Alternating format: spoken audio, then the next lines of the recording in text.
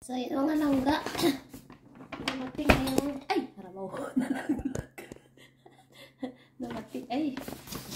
Ay! Dumating ngayong sa lando natin, Merlan.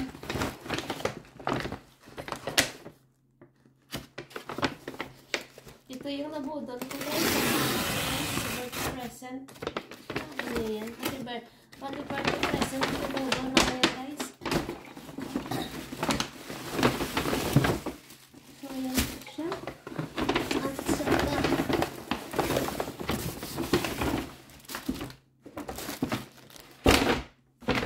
di ba napakasimple lang mga nabubudol ko? Grabe talaga. Ayan guys.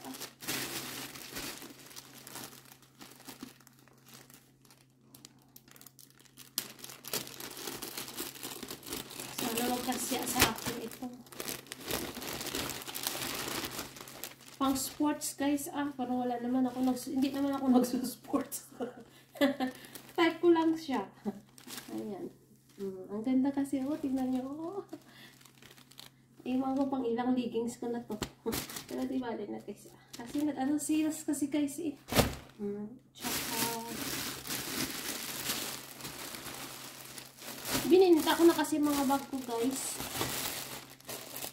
3. Dalawa yung bininta ko. Ano ba? Ayan. May pampalit sa ako. Ayan.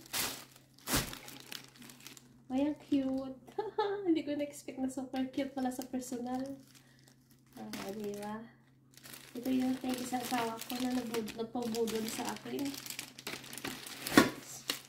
Nag-holiday kasi siya, kaya habang nag-holiday siya, ako naman nang tingin-tingin sa ano.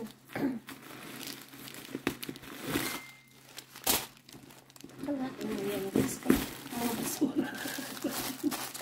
Para maganda.